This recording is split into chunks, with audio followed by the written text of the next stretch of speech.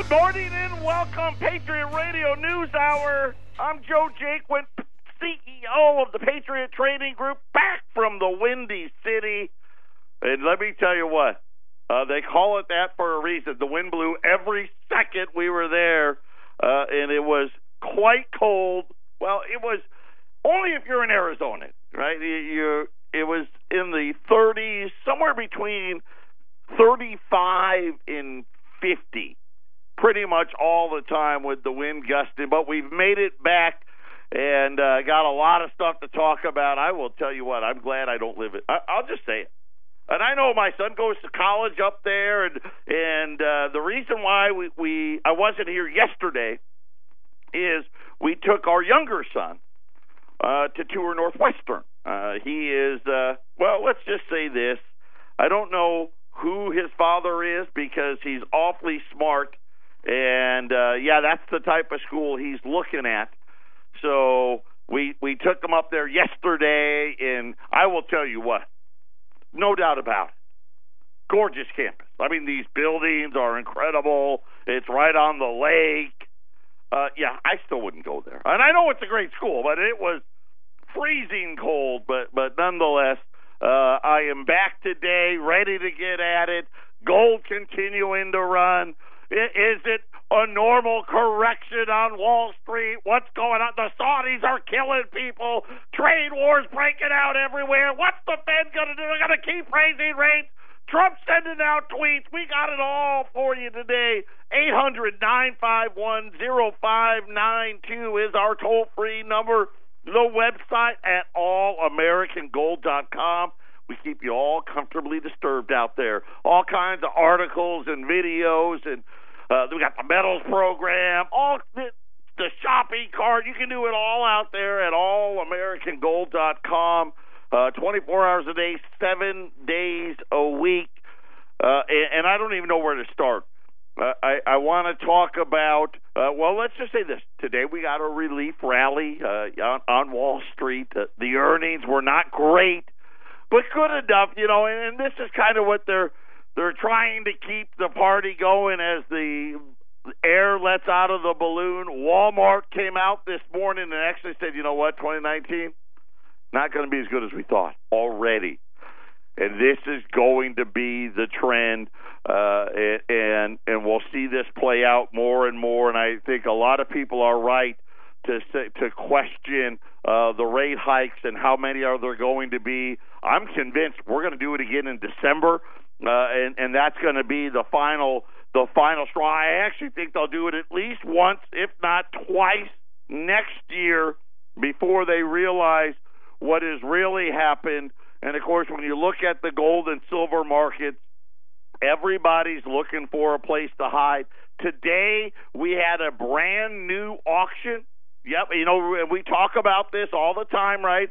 Morning and afternoon, we got to get out there and sell that debt. And we had a brand-new debt instrument, a 2-month bill. So we have a 1 month, and we had a 3-month, and a 6-month, and a year, and a 2-year, and a 5-year, and a 7-year, 10-year, a 30-year. Throw in a bunch of those same durations, but adjusted for inflation, what they call tips. Got all of those. Today we had our first 2-month bill, $25 billion of 2-month bills, $40 billion of what they call 4-week or 1-month bills. So $65 billion sold this morning, probably something similar again this afternoon. And then we're going to talk about the debt, because they came out with a number, well, still horribly bad. Looked a lot better than it actually was. We're going to tell you all about it. So now this is what has to happen, right? We need to spin it. We need to be able to give the appearance that things aren't as bad as what they really are. Because if they're as bad as they really are, then people may get worried. So we're going to talk about those. The government, it was another record for September, by the way. and I mean record, and not in a good way. It was a record. The government moved, we'll call them accounting tricks. Used record amounts of accounting tricks to get the deficit down to $780 billion, right? Which is a 17% increase over what it was a year ago, but really it was almost a 30%. We're going to talk about that, break it down, and then my favorite guy, Jeffrey Gundlach, we're going to play him. He was on CNBC. We're talking about the debt markets, and listen, this is really when you talk about the full faith and credit of the United States. When you talk about the value of your hard-earned dollars, you got to look right there. This is where it starts. And he's going to come out and he's going to tell you where the bond market is heading.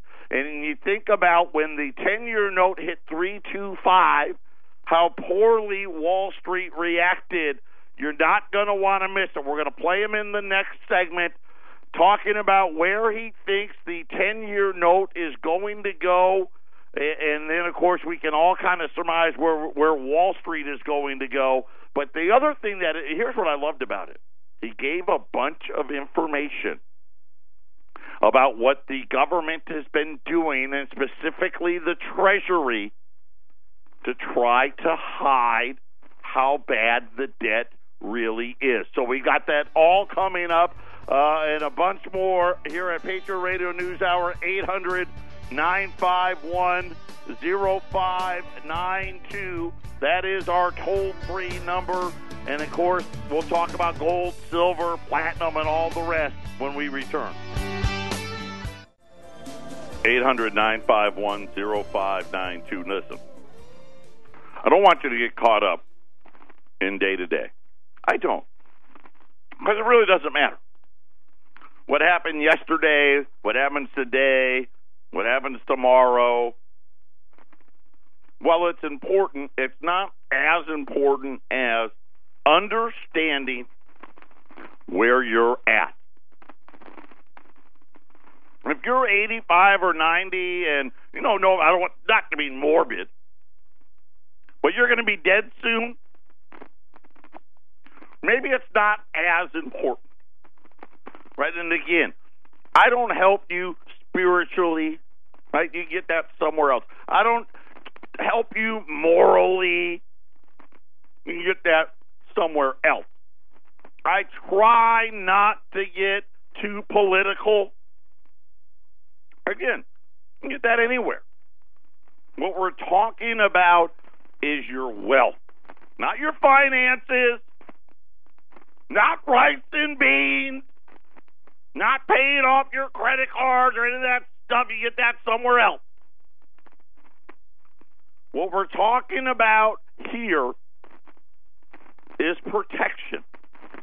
We call it wealth insurance, right? Just like life insurance and car insurance and health insurance.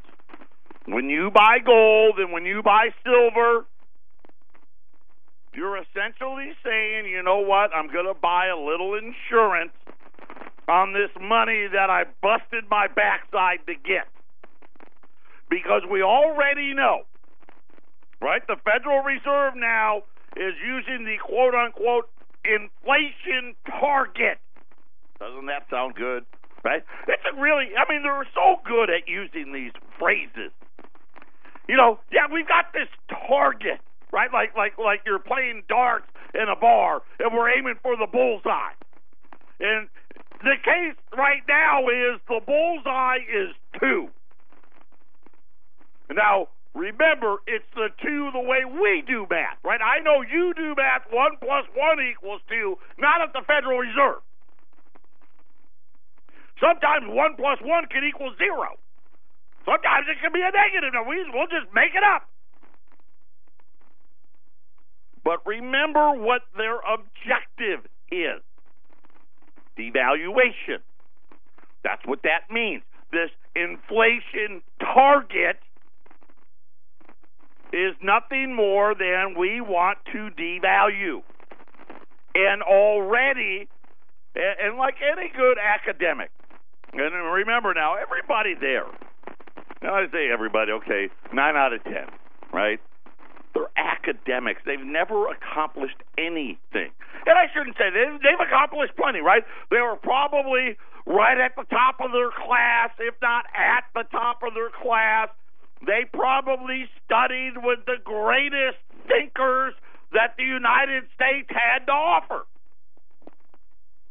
And I am sure of it. They are great academics. We all know people like that, right? We call them book smart. They don't really understand how the real world works. They haven't run a business. Right? They don't even employ people. Right? They've never had to be the one accountable for the bottom line. But what they like to do, right, is they like to come up with theories. And everything that they do, and again, this is why fiat money always goes to zero.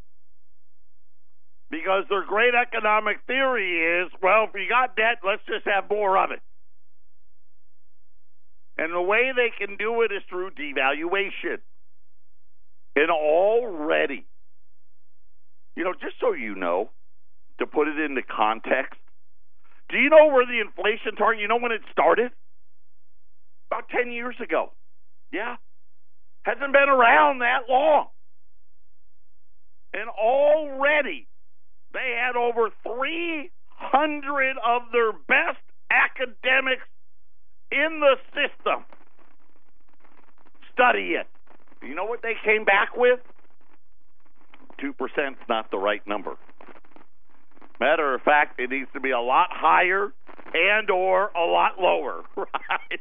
And lower meaning negative. But we'll talk about that in a different show. But I want you to understand what it is you're preparing for. Already they're saying, this devaluation, we need more of it. It's got to get bigger. And they're right. They are right. In order to keep the bubble going, that's what they're going to have to do. And this is why you put gold and silver away. It just keeps you whole. It protects you. That's all it does. Now, are there certain times when you can buy gold and do a lot better than others? Yeah. Yeah, there is. Right? When gold's cheap, better to buy it. Right now, I'm telling you, it is very cheap. And cheap's the wrong word. It is very mispriced. It is as mispriced as the 10-year note. It is as mispriced as Wall Street. And what I mean by that is the bond yields are just getting started. Wall Street has probably seen the top. And could there be another push? Yes, but I don't think so. I think the top is probably here. And, of course, the bottom in gold already happened, but it's still near the bottom. But when we look at what's really happening, what are you getting ready for? Already, Standard & Poor's downgraded the U.S. debt, and we knew this, to AA+. Of course, that was during the crash. Moody's just released a new, I guess for lack of a better word, publication, and it's titled, Government of the United States, Rising income inequality will likely weigh on credit profile. That's the headline. In other words, what Moody's saying is, get ready. Here's your warning. We told you. A downgrade of the United States is coming. Now, does that mean it's coming next week or next month? No. My guess is 2020, maybe 2022, somewhere in there. It's going to be somewhere in the 2020s. And I think early 2020s. And my guess is there will be more than one. But when we're talking about the deficit, Moody's is repeating what I've been telling you, that the deficit is surging. Inequality is surging along with it. Like they brag about, oh, we've got a record amount of job openings. None of them pay. We've got a record amount of minimum pay jobs. By the way, a lot of empty storefronts starting to pop up. But anyway, they're talking about the need for more social spending to support lower income households, even as the tax cuts that benefited the wealthy reduce revenues. Now, this is Moody's. I didn't say that. That's what Moody's said. Of course, we know that it does. But what they said was the United States, it's very obvious to them, we are going to have to spend a lot more money because American households are faltering. And this is the problem. Yeah, are you working? Yes. Are you able to stay up on your bills? No. And all of them, so many, millions and millions of households, and a lot of you listening fall into this category. You're working as hard as you possibly can, and you're falling behind. And you've gone out, you've gotten the second job. The wife's gone back to work. Maybe she's gotten the second job, just to try to stay where you're at. Moody says it's not going to be enough. And here's the problem, right? Now they're saying, hey, we got record high deficits, and no matter what happens, they're surging. And we actually think there's going to be a new problem, which is they're going to have to even give out more aid. Fiscal consolidation efforts that attempted to reduce the burden of entitlement spending, i.e., Social Security and Medicare, talking about hiking payroll taxes and cutting benefits, would ultimately make the problem worse, according to Moody. In other words, they're damned if they do, damned if they don't. And remember, Larry Kudlow was talking about it, wasn't he? He was talking about, well, we're not going to get the tax cuts, but we got to get after these entitlement programs. Moody's thinks it's already a problem, and it's deepening and getting worse. They said that inequality since the financial crisis has worsened. Again, this was just released by Moody's last week, talking about the United States deficit and the likelihood of losing its AAA rating. They said in large part, households in the United States are struggling, and that only households at the very top have been able to prosper. Over the past 2 decades, the top 10% of income earners have enjoyed a 200% increase in their overall median net worth, while the rest have seen a decline. Wow. Well, and to be fair, they did say that about 40% of that has stayed flat. Right? Again, right? The whole thing of, hey, we're working real hard just to stay in place. As grim as all that sounds, Moody's believes it's going to get worse. They said that the disproportionate benefit of households with high incomes and very high levels of wealth, well, everybody else is falling behind. They said the burden of student debt. Remember, and I keep telling you, think about this. When I went to college, When my brothers went to, people didn't graduate with debt, and if they did, it was small. 10,000 maybe. Now you're talking about the average kid going to schools graduating with $20,000 worth of debt, $30,000 worth of debt, $50,000, $100,000 worth of debt, and more. And this is how they called it prosperity, by putting you into debt, and not a little debt. It's one thing to issue some kid a credit card with a $500 limit, but that's one thing. But that's what they did when I was in school. Hey, here's a credit card for $500 or $1,000. This is a whole different animal. And they talked about the pressures on Congress. And they said that it's what they're calling a negative feedback loop of systemic proportion.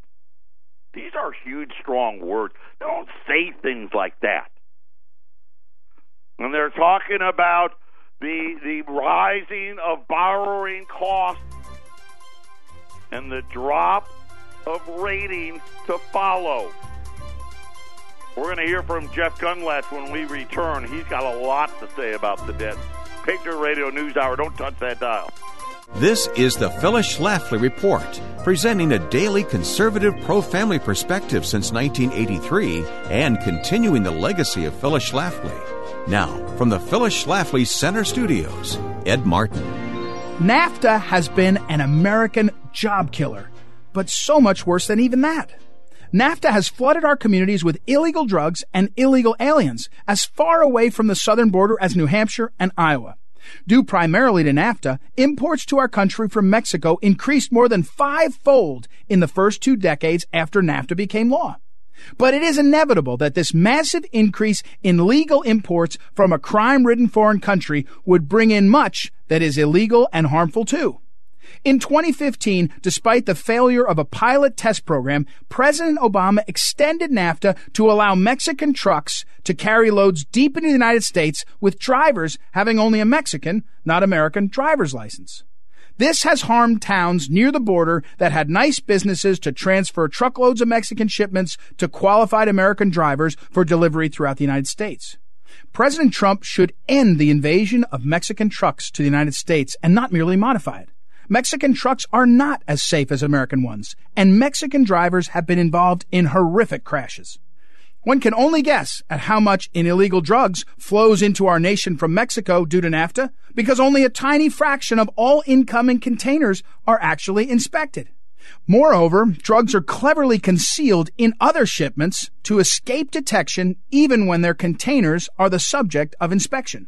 The rise in vicious drug lords and gangs that render Mexico so dangerous today coincided exactly with the NAFTA increase in importations into the United States.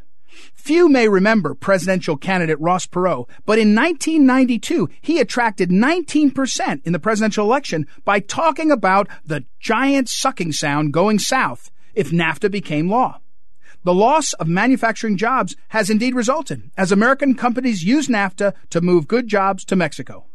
Now, many of those jobs should be coming back, thanks to President Trump's tough approach to negotiations with Mexico and Canada. Keeping Mexican trucks off our interstate highways will be an added bonus for all Americans. This has been the Phyllis Schlafly Report from Phyllis Schlafly Eagles. When it comes to international trade, other countries have long been taking advantage of the American people and our generous spirit. At phyllisschlafly.com, we've got strategies to balance trade and protect the interests of American companies, resources, and citizens. For more, go to phyllisschlafly.com. Thanks for listening, and join us again for the Phyllis Schlafly Report. 800-951-0592. You've been warned. You know what's happening. You know, that's the part I don't get. You know. Why would you risk it? Right? We saw last week another warning shot, right, as the market wavered. And I know it's up today, And they're going to, oh, it's just a correction. It's not. These aren't just corrections anymore. We're having liquidity problems, right? Because why? Well, there's not enough money to go around. And it's all been mispriced. And now Moody's comes out and says, hey, just look down the road here. And I'm not talking 30, 40, 50 years. I'm not talking about 2042 or 2032.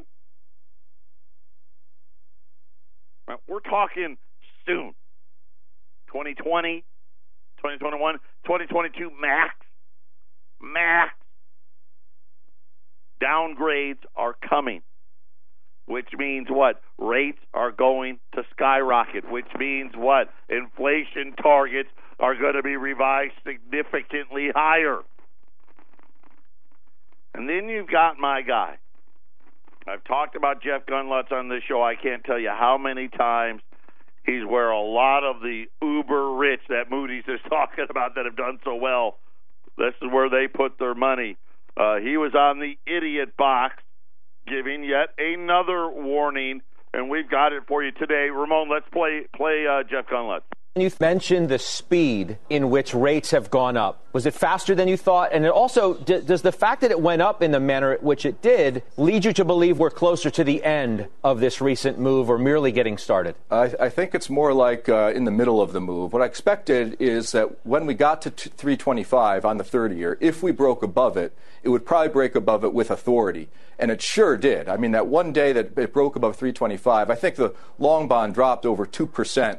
2 points that day, and there was a rout across the entire yield curve. And that was followed by weakness the next day, and then another acceleration, which I expected, up to around 344 or so on the 30-year Treasury. That makes sense to pause there. But if you look at the charts and you look at the way the market's behaving, and you think about the trends that are underneath the bond market, it wouldn't be surprising at all to see the 30-year go to 4%. Before this move of the breakout above 325 is over. And the curve should probably steepen. So maybe the 10-year Treasury makes it to 350 or 360 during that move. One of the things that is really fascinating about this sell-off in bonds is it's happening in the context of a really high short position against the Treasury market. It was actually by far the highest ever on the data series, not by a small amount, by a very large amount. And with this sell-off, you'd have thought that maybe it would be braked a little bit by all of that short positioning, maybe looking to take profits, because rarely do you have this kind of crowded positioning in a market, and they're all making money on it. So that was really interesting. I think one of the reasons that people are comfortable staying short the bond market, number one, obviously the Fed wants to tighten, and ultimately if the short rates go higher, that creates competition because the spread isn't very big. But also, investors are starting to realize just how many bonds are coming at us in the year and two ahead. And I've talked about this repeatedly over the last couple of years. We had a budget deficit in the United States that went up from around $600 billion a couple of years ago to now the official number for fiscal 18 is a little over $900 billion. But that doesn't really capture how much debt is really being added to the national debt in the United States. Because if you just look at the deficit, there are certain things that aren't included in there.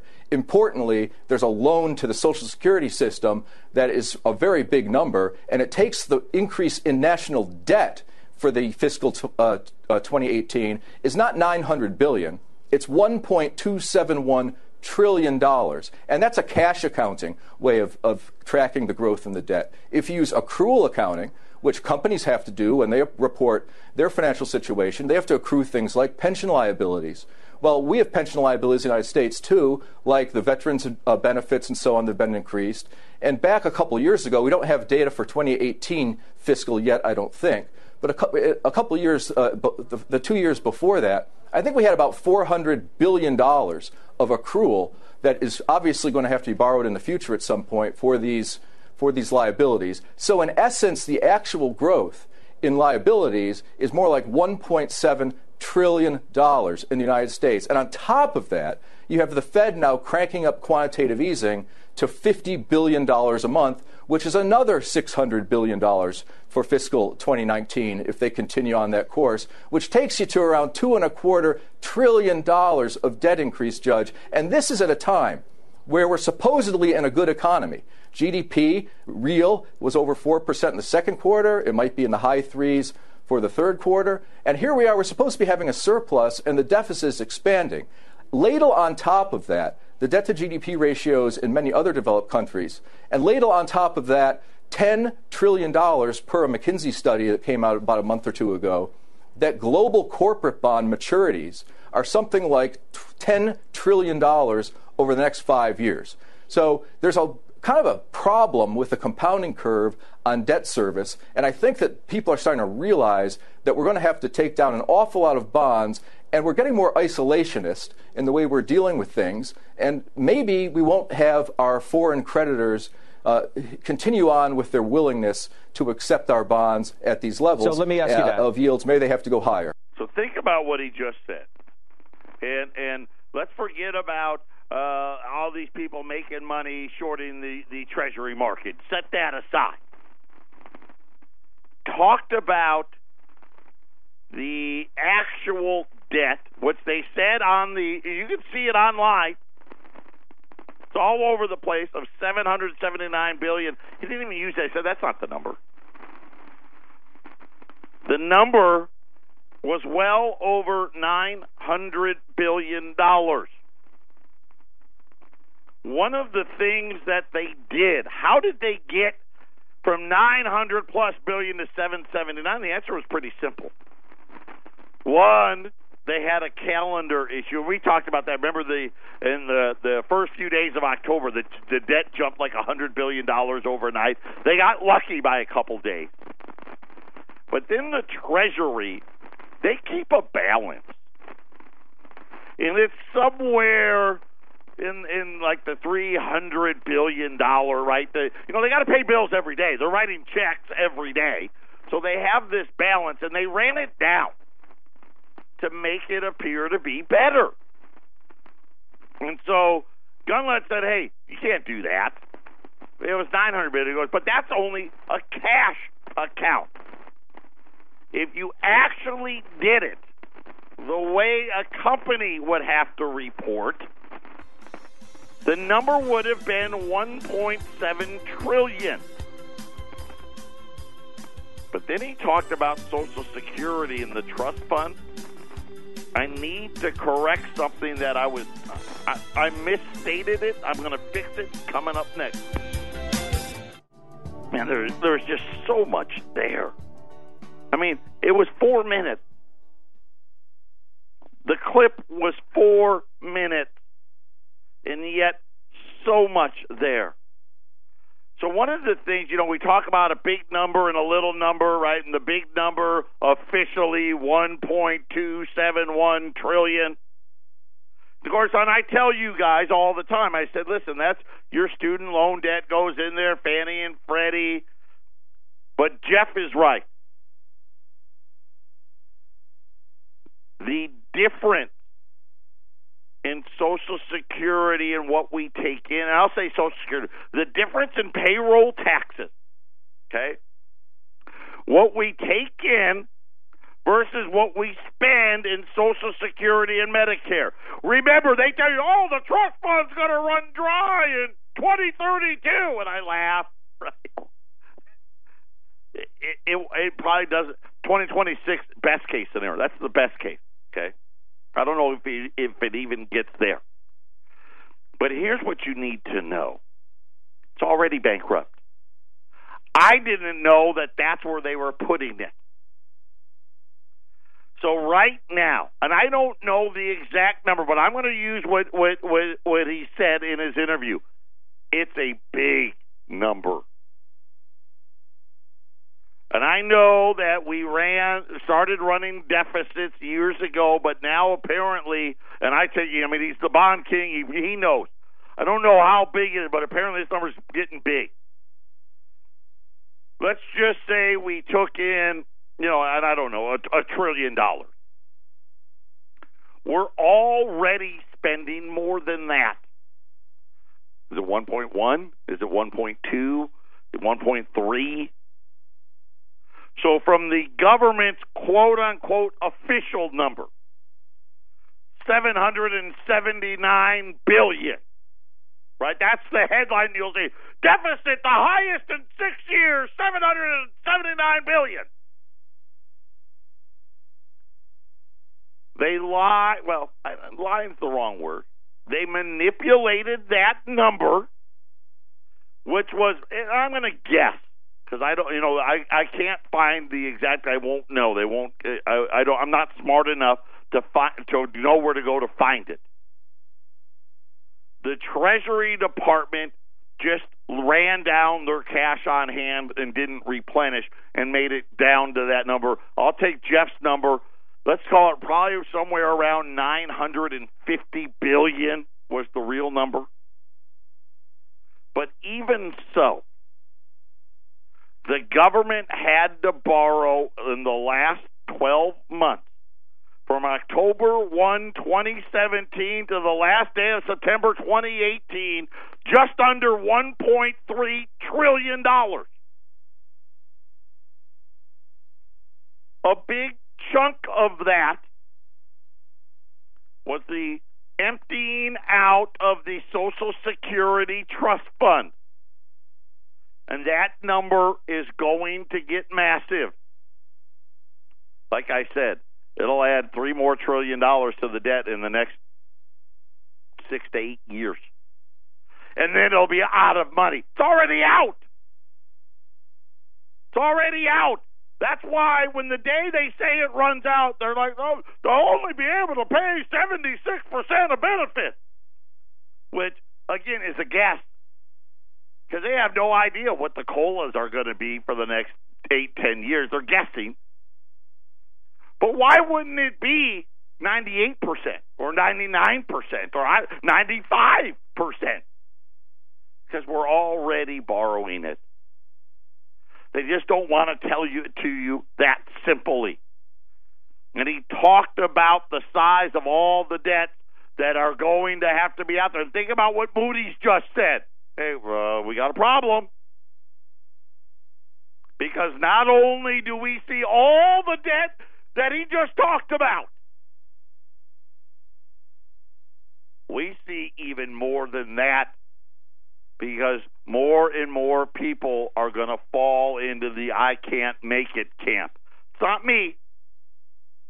Right? I don't want to believe that, but listen, Moody's doesn't do it if they don't know. And then, of course, he talked about corporate debt on top of it, and how much, when he talks about maturing debt, you have to understand, these companies have no intention of paying that debt off. It's not like, oh, hey, I made my last payment, I paid off my mortgage, let's have a mortgage burning party. No. What companies do is they borrow and they make minimum payments. They borrow as cheaply as they can, and they make the minimum payment. And then what do they hope? Well, in 5 years, 7 years, whenever it is that the balloon is due, the balloon payment's due, we'll just re-borrow it again. And what Jeff was talking about was, hey, listen, when they borrowed it the last time, rates were near zero. They're not going to be near zero this time. And it's going to force, I don't even know, hundreds of companies out of business, because they aren't going to be able to even afford the refinance. Right? The same thing like Sears, Kmart, who was it before them? The mattress company, mattress firm. That's what's happening to these companies. And you start to sit there, and like I said, you need, listen, all I'm asking you to do, really simply, 5 years. You're going to be around 5 years? I want you to prepare for what's going to happen. 5 years. The deficit is going to be over $30 trillion in skyrocketing We're not going to have a 4% economy. It's not even going to be a 3% economy. I'm hoping it's a 2%. It could be a negative percent. Patriot Radio News Hour, final segment coming up. 800-951-0592 is our toll-free number. It's an everything update today. Oh, they're so desperate to try to convince you that it was just a normal correction. Of course, none of them were talking about a correction until it happened. But nonetheless, the Dow was up on a day, and I guess I've been talking about a lot of signs of a top, and they're everywhere. Just the classic definition of tops, right? The high levels of consumer confidence, the low levels, I guess I should say, of unemployment and all of those other things. Today, another great example. Walmart came out and issued a profit warning for 2019 and said, hey, things aren't going to be as good as everybody out there thinks, that they've lowered their profit forecast, and the Dow's up almost 400 points. Right? That's all you need to know. Obviously, that is not a good thing, but it is one of those things. Everything's up today. Gold's up a few more bucks again, $1,229 to $1,230. Silver, $14.75. Prices are up and are continuing to move in that direction. Yesterday I was off, and I had Jason and Brian run a special, and I'll just be honest with you, no one bought it. Huge mistake. It's a mistake. I just told you what's going to happen. You think gold is going to be $1,240 with a $30+ trillion budget deficit, right? $30 trillion national debt budget deficits that are going to be approaching $3 trillion a year? You're out of your mind. But tell you what I'm going to do, because I'm a nice guy. And let's face it, I'll be honest with you. I bought these really good a week ago, before the move. So I'm going to give you one more chance. U.S. $20 gold pieces, my choice. Because I got some Saints, I got some Libs, my choice. 1 through 9 at $1,340. Actually, you know what? Scratch that. 1 through 9, 13 and a quarter, because that's what I was yesterday. So I want to honor that from yesterday. 1 through 9, 13 and a quarter. 10 through 19, $1,315. 20 or more at $1,300, which would put it what, at $70 over spot? At 800-951-0592. No matter what your level, whether you're buying 1 or you're buying 20, none of them, all of them, you're buying it for less than $100 over spot. 13 and a quarter right now, spot gold $1,330. I don't care about where it is today. What I care about is where is it going to be 5 years from today. 800-951-0592. Patriot Radio News Hour. We'll be back on a hump day. Everyone take care.